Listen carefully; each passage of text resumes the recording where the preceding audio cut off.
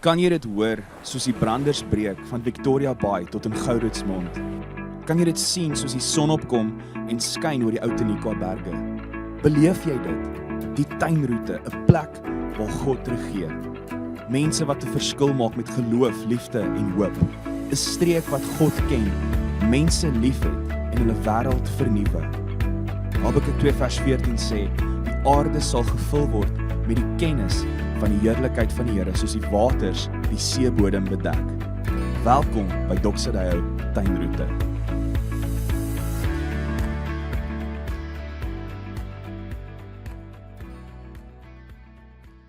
Goeiedag vriende, baie welkom by Doxadeo Tuinroete se aanlyn boodskap. Ek is Gerard, as ons nog ontmoet het nie, en dis my voorreg om vandag saam met jou te kuier. Dis 'n besondere seisoen, hierdie tyd van die jaar. Kersseisoen, vakansieseisoen. Dis ons voorreg, ons wat hier in die tuinroete woon, om duisende vakansiegangers van reg oor ons land en selfs die wêreld te verwelkom in hierdie besonderse, hierdie mooiste, hierdie beste area in ons land. Ons deel dit graag met mense vir 'n seisoen. Wat ons die graagste met mense deel, is die rede vir hierdie seisoen. Iemand sê nou die dag, it's silly season again. En dit kan wees, dit kan al wees wat dit is. 'n Lawe seisoen waar ons speel en geniet en niks doen nie. En natuurlik is daai dinge baie belangrik om te speel en te geniet en te kuier en niks te doen nie. Die druk in die jaar is baie hoog en is goed om die voet van die petrol af te haal en net 'n bietjie niks te doen nie. Maar dit is nie die rede vir hierdie seisoen nie. Daar's iets baie groter, iets baie dieper, wat ons baie graag as 'n Doxadeo tuinroete met mense van reg oor ons land wil deel. Jesus is the reason for the season. Dis nou al 'n kliseë, maar dit is regtig so.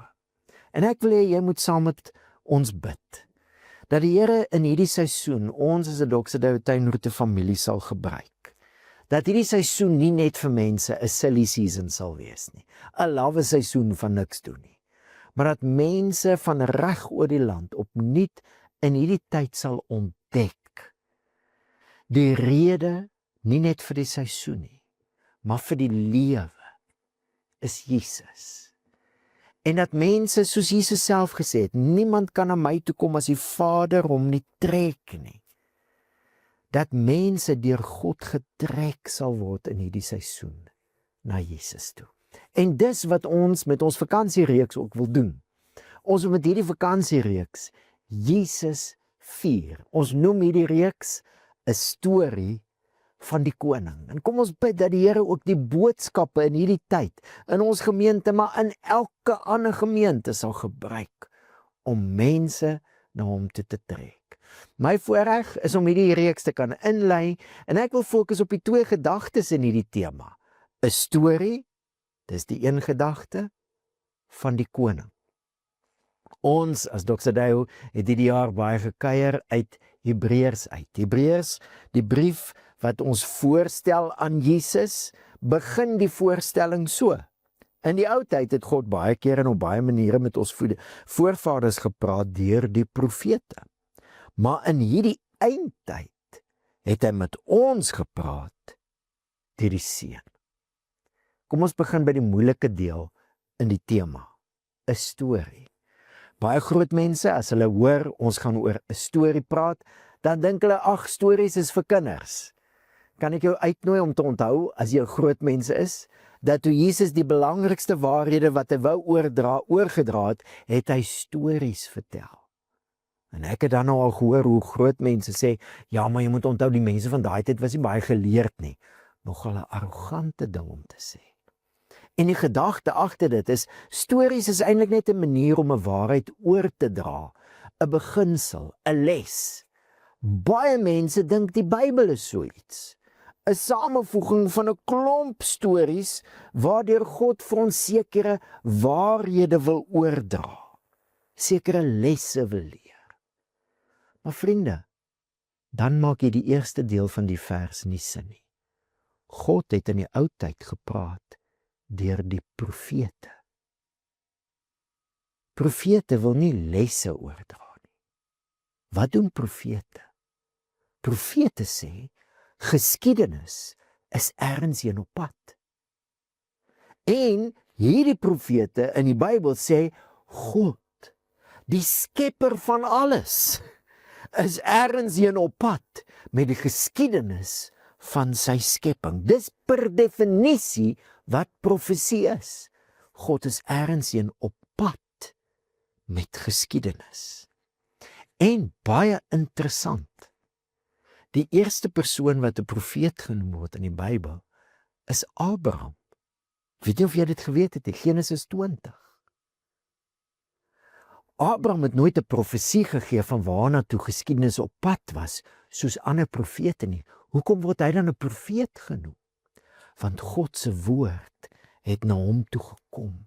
God het hom en sy gesin geroep, wel gesin, sy vrou en sy slawe en almal, hy het nog nie 'n gesin gehad nie. God het hom vir hom juist die gesin beloof, 'n man en vrou wat nie kan kinders hê nie.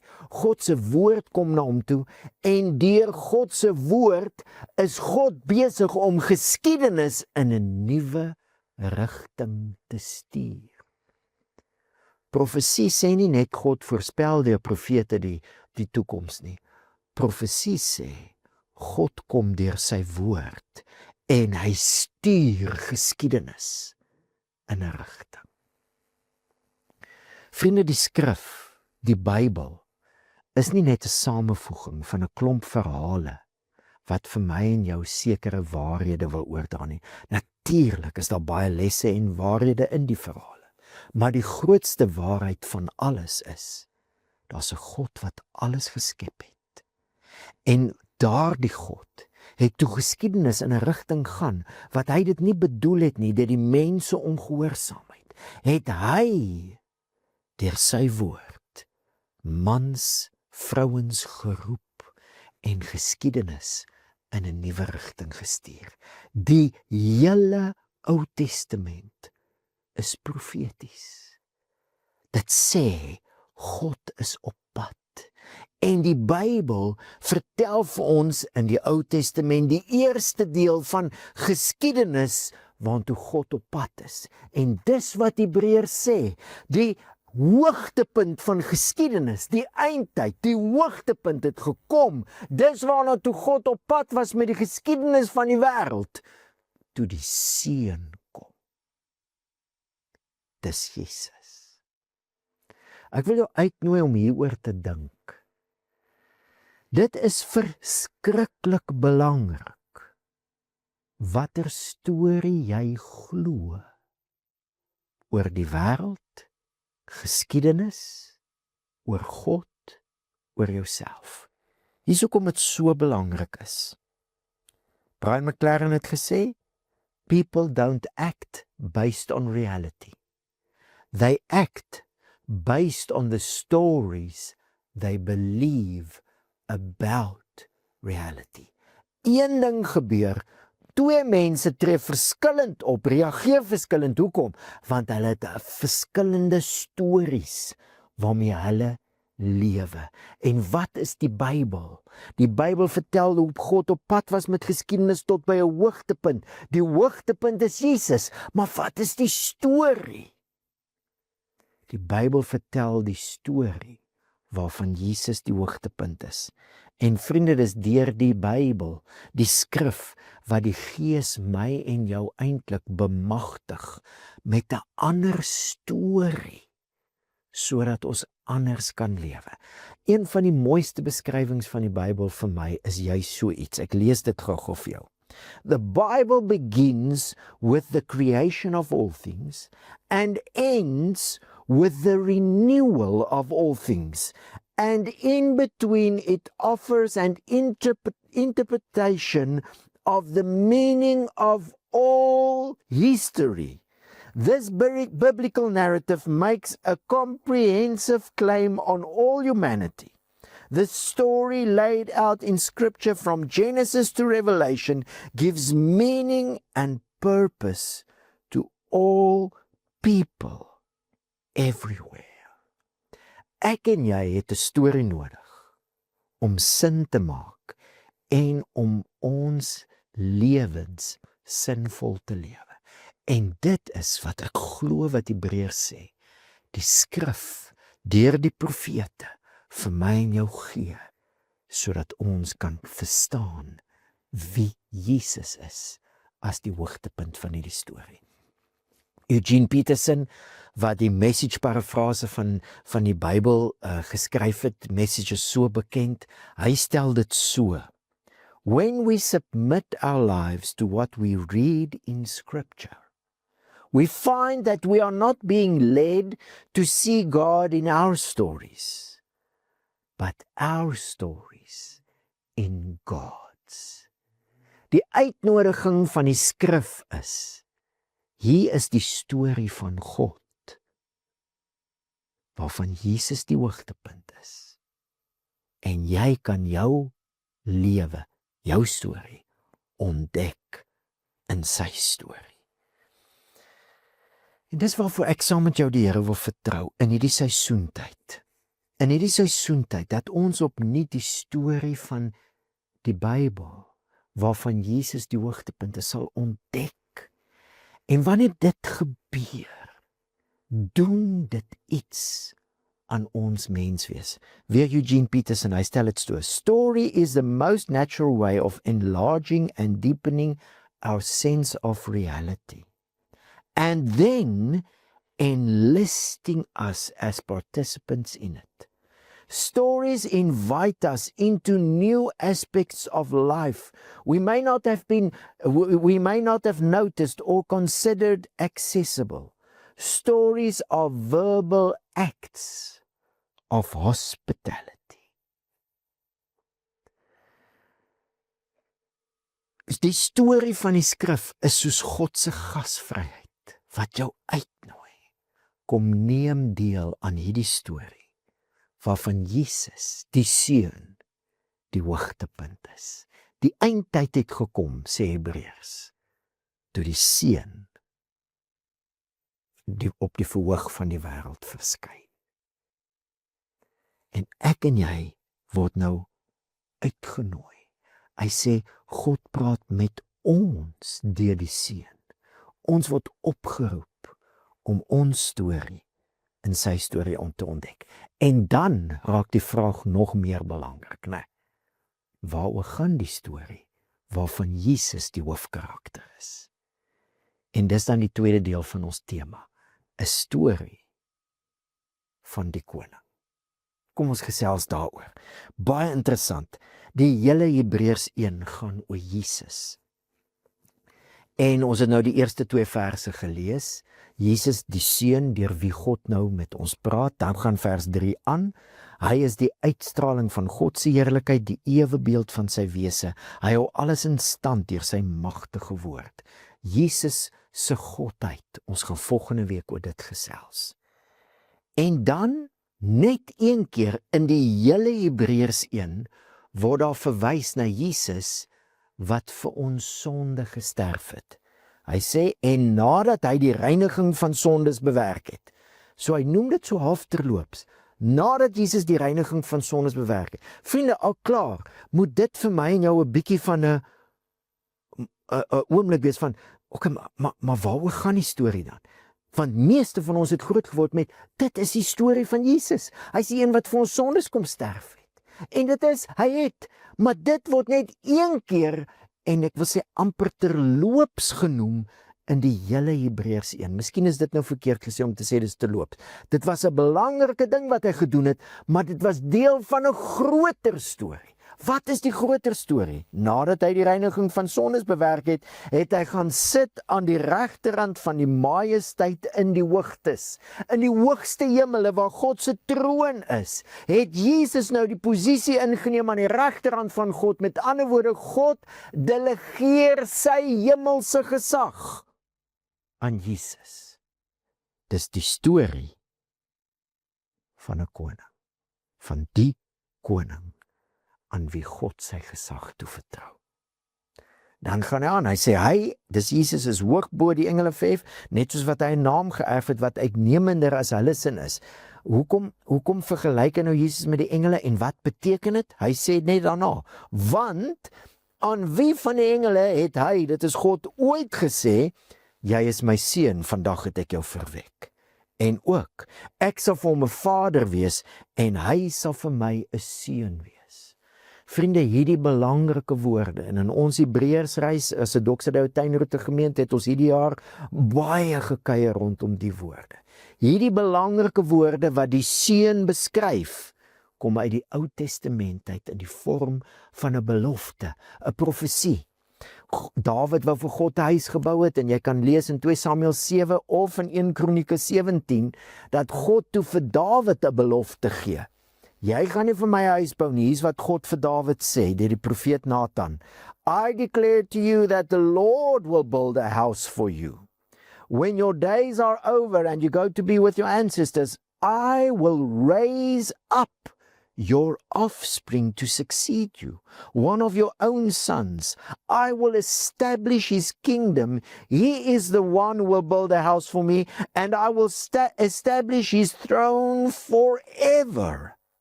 I will be his father, and he will be my son. Ek lees dit uit die Engels uit, dat jy dit net weer kan hoor, want ons het dit baie hierdie jaar in Afrikaans uitgelees, en ek lees dit uit die Engels uit, maar die Engels vertaal daai woordjie reg. I will raise up. Dis die woordjie vir opstanding. Hoe weet ons dat Jesus die een is wat God vir Dawid beloof het, wat vir altyd gaan heers? Hy het uit die dood uit opgestaan. En dit is waarheen die woorde gewys het. Ek sal vir hom 'n vader wees, en hy sal vir my 'n seun wees. Dis wat Hebreërs hier aanhaal. Hierdie belofte het nou waar geword. Die seun van Dawid, dis mos hoe Jesus ook genoem word, is Jesus. En Dawid met daai profesie het hy Psalm 2 geskryf. En in Psalm 2 skryf hy oor hierdie koning wat sou kom. En wat sê die koning? Ek wil vir die vaste besluit bekend maak. Die Here het vir my gesê, jy is my seun, vandag het ek jou verwek. Hoor jy Hebreërse woorde? Kom uit die Ou Testament uit die profete uit, om vir ons te sê, wie is hierdie seun wat Jesus genoem word? Hy is die koning wat God beloof het. Interessant, die Psalm gaan ons aan en sê, vra dit aan my en ek sal volke gee as jou erfdeel, die uithoeke van die aarde as jou eiendom. Hierdie koning gaan alles erf. Dis presies hoe Hebreërs 1 vers 2 van Jesus praat. Hom, Jesus, het hy, dis God, aangestel as erfgenaam van alle dinge. Een waarheid wat oor en oor beklemtoon word. Jesus is koning van alles. En vriende, hier moet ons 'n bietjie stil staan. Of miskien moet ek dit anders stel, want stilstaan klink of ons nêrens heen gaan nie. Hier moet ons 'n bietjie verder gaan. 'n Bietjie vorentoe druk. Meeste Christene, as jy vir hulle vra, is Jesus koning, sal hulle sê, ja natuurlik. Ek het vir die grootste deel van my lewe, het ek geglo in Jesus, en dit, as jy my sou vra, is Jesus koning, sou ek gesê het, ja. Maar vir my het dit iets anders beteken, as dit wat Hebreërs en die hele Bybel skryf. Die storie vir my was, Jesus is koning van 'n plek genaamd die hemel. En hy het vir my sonde gesterf, sodat ek eendag na sy koninkryk toe kan gaan. En dit, vriende, is presies 'n teenoorgestelde storie as die storie wat die Bybel vertel. As God vir Dawid 'n koning beloof, dan is dit 'n koning vir hierdie wêreld. As God deur die profete 'n koning beloof, dan is dit 'n koning vir hierdie wêreld. 'n Koning wat God se koninkryk hiernatoe bring. Een van die treffendste voorbeelde van dit is Daniël, en jy kan sy profesie gaan lees, maar ek wil net een voorbeeld gebruik. Daniël is mos nou in ballingskap as 'n slaaf weggevoer. Hierdie empire, die magtige Babiloniese ryk, het Israel oorgeneem, en 'n klomp jong manne is weggevoer, en die koning van hierdie empire kry 'n droom, en in die droom sien hy 'n beeld. Jy kan dit self gaan lees in Daniël 5, gaan net vinnig vertel. Die beeld het 'n kop van goud en allerhande metale, en dan op die ouende voet van klei, en ek kan nie al die detail onthou nie. Die koning wat die droom kry is baie ontsteld en hy roep sy raadgewers en wyse manne en sê hulle moet vir hom vertel wat hy gedroom het en wat dit beteken. En niemand kan vir hom vertel nie en hy wil hulle sommer almal laat doodmaak. Daniël gaan na die baas van hierdie raadgewers en wyse manne toe en sê, luister, gaan sê vir die koning, daar's 'n God in die hemel wat drome gee en drome uitlê. Hy moet my net 'n kans gee voor hy die ouens doodmaak. En hulle gee vir Daniël kans en hy bid en die Here wys vir hom wat die koning gedroom het van die beeld. En dan is daar 'n klip, 'n rots wat hier van 'n berg af loskom, sonder dat mense hande dit losgemaak het. En dit rol en dit verpletter hierdie beeld. En hoor gou, die klip wat die beeld getref het, het 'n groot berg geword en die hele aarde gevul. En dan verduidelik Daniël vir die koning wat die droom beteken. Hy sê daai beeld wat hy gesien het, stel 'n klomp empires voor. Konings, die goud en die silwer en die brons en die klei is alles empires. En dan sê hy, in die tyd van daardie konings sal die God van die hemel 'n koninkryk vestig wat vir ewig nie vernietig sal word of aan 'n ander volk oorgelaat sal word nie. Hierdie koninkryk sal al daardie ander verpletter en tot 'n einde bring en dit sal stand hou vir ewig. Jy het daarom gesien dat 'n klip uit die berg van self losbreek, nie deur die toediening van mense hande nie, en dat dit die yster, koper, klei, silwer en goud verpletter. 'n Groot God het aan die koning bekend gemaak wat gaan gebeur. Vriende, die profete is baie duidelik dat as hierdie koning kom en hierdie koninkryk kom wat God beloof het, dan gaan dit die wêreld, en ek sit dit in aanhalingstekens, oorneem. Want dit is 'n anderste oorname wat toe gebeur het, toe Jesus kom. Vir my was Jesus is koning, om na sy koninkryk toe te gaan eendag. Die storie wat die Bybel vertel is anderste om. Jesus bring God se koninkryk na ons wêreld toe.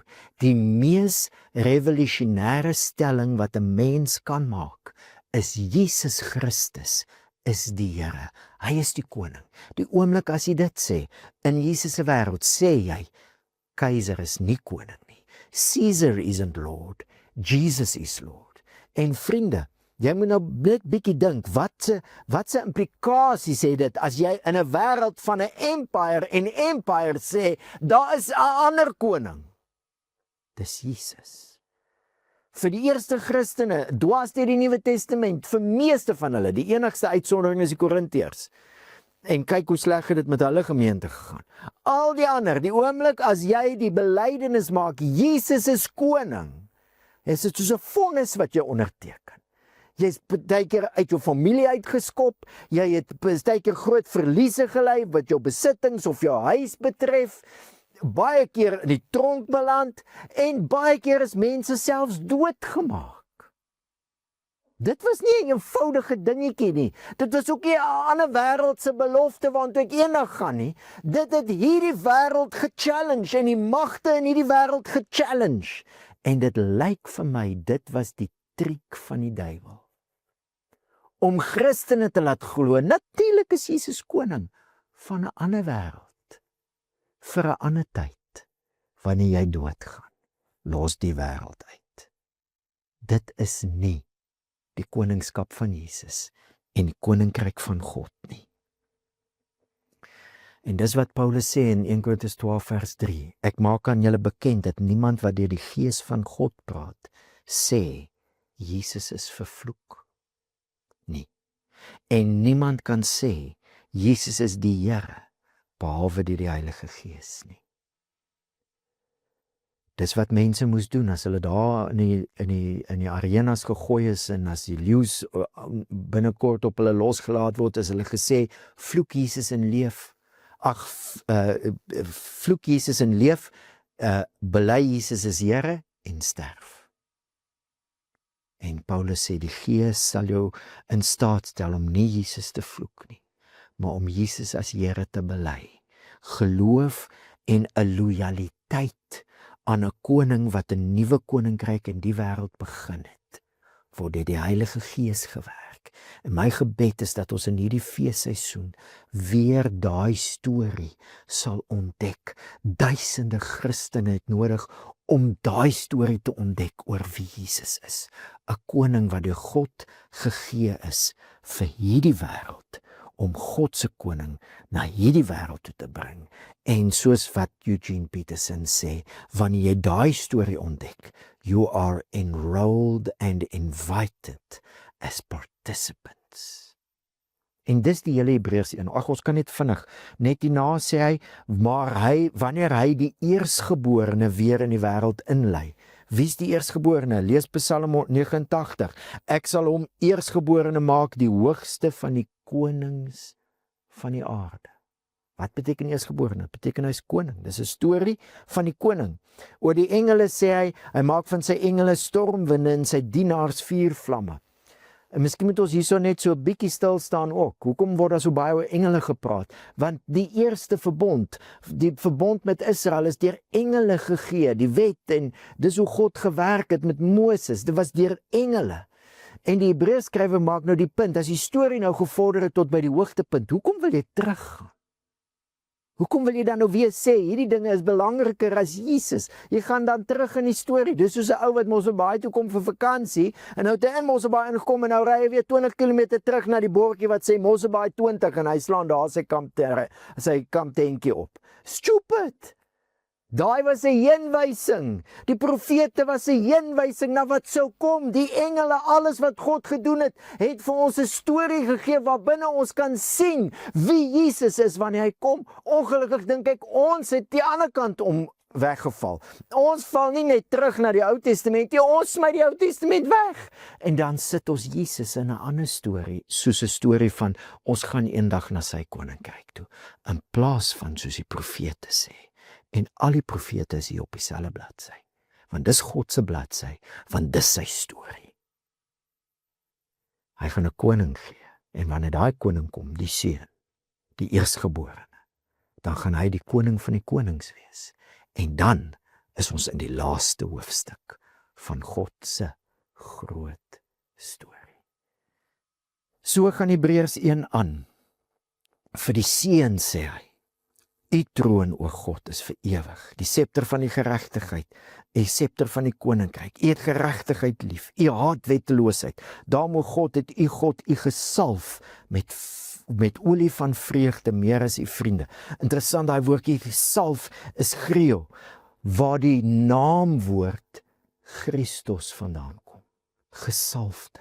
Wat is die ding wat die meeste oor Jesus gesê word in die Nuwe Testament? Hy is die Christus, die gesalfde koning. Hebreërs gaan aan en hy skryf oor die aarde en die fondamente en die hemele wat soos 'n mantel is wat opgerol kan word, maar God se jare gaan nooit verby nie. Maar as jy daai Psalm gaan lees, is Psalm 102, gaan daai hele Psalm oor God se koningskap wat op aarde 'n verskil gaan maak. En dan vers 13. Aan wie van die engele het hy ooit gesê, sit aan my regterhand, totdat ek jou vyande 'n voetbank vir jou voete gemaak het. Dit kom uit Psalm 110 uit. Psalm 110 en Psalm 2 is die twee gedeeltes in die Ou Testament wat die meeste aangehaal word in die Nuwe Testament. 'n Beskrywing van die koning. Vriende, psalms is mos musiek, liedere, gedigte, dis soos die tema musiek van die hele storie. Waaroor gaan die musiek? Daar's 'n koning wat gaan kom. En die Hebreërskrywer sê vir my en jou, dit is die seun waardeur God nou met ons praat. Jy word geroep, ek word geroep, om die sin van ons lewens in sy storie te vind. Om saam met hom te werk vir sy koninkryk, soos in die hemel, so ook hier op aarde. Dit is 'n storie. En dis 'n storie van die koning. My gebed vir ons, en kan ek jou nooi om dit saam te bid, dat die Here in hierdie seisoentyd, elkeen van ons, net weer sal herinner aan hierdie roeping. 'n Storie van die koning. Ons jaartema hierdie jaar is His Glory, Our Story. Wanneer jy die storie verander alles. N.T. Wright het gesê, tell someone to do something, and you can change their life for a day. Tell someone a story, and you can change their life. As die storie verander alles. Dis hoe dit vir my is, dis hoe dit vir my was, toe ek ontdek, dat die Bybel 'n storie is, van die koning. Wat sy lewe vir my gegee het, sodat ek kan deelneem aan sy koninkryk. Hy is die laaste koning. Hoekom? Want sy koninkryk gaan vir altyd aanhou, totdat alles finaal nuut gemaak is. Hieroor gaan ons verder kuier in hierdie reeks. Maar hieroor wil ek jou nooi om die Here te vertrou. Kom ons bid sommer nou. Dat die Here die boodskap oor Jesus en sy geboorte, dit wat ons in die tyd gaan vier, sal gebruik. Oor en oor hoor jy dit in die geboorteverhale. Dis die seun van Dawid. Dit is die Christus. Dis die een wat God vir hierdie wêreld gee. Daar's 'n kind vir ons gebore en op sy skouer rus die heerskappy. Dis 'n storie van die koning waarvan ek en jy nou deel is. Kom ons bid saam. Hemelse Vader, U is die outeur van hierdie storie. U self het deur U woord gewerk en toe hierdie storie op 'n ramp afstuur, het U deur U woord dit in 'n nuwe rigting gestuur. Totdat U self, Here God, mens geword het. Ons kom prys U. Ons kom aanbid U, Here Jesus. Ons kom prys U vir hierdie wonderlike waarheid, dat U koning is, wat U koninkryk na hierdie wêreld toe bring. En ons kom prys U vir die genade, dat U ons roep, ons sonde vergewe, en aan die regterhand gaan sit het, sodat ons nou kan deel wees van 'n storie van die koning. En Here, ons wil U kom vertrou, reg oor die tuinroete, waar daar letterlik honderde duisende mense stroom nou om vakansie te hou. Here, maak hulle ontvanklik. Werk deur U Gees in elke gemeente en op elke plek waar die naam van Jesus aangekondig word, waar die storie van Jesus se geboorte vertel en gevier word. Here God, trek mense na U toe, na hierdie storie, 'n storie van die koning toe. En Here, help dat mense in onsself, ons die hele tyd in hierdie seisoen sal herinner word. Ons het nou deel aan hierdie storie. In die naam van Jesus bid ons dit. En ons bid dit ook, Here, vir die eer van die naam van Jesus. Mag hierdie seisoentyd 'n seisoentyd wees waar die naam van Jesus dwars deur die tuinroete opgelig word. Die naam bo elke naam. Die koning van die konings. Die koning wie se koninkryk besig is om te kom, soos in die hemel, so ook op die aarde. Dankie in Jesus se naam. Amen. Vriende, was so lekker om saam met jou te kuier en ek nooi jou uit, reis saam, woondienste by, gebruik die aanlyn boodskappe en neem deel aan 'n storie van die koning. Die Here seën vir jou.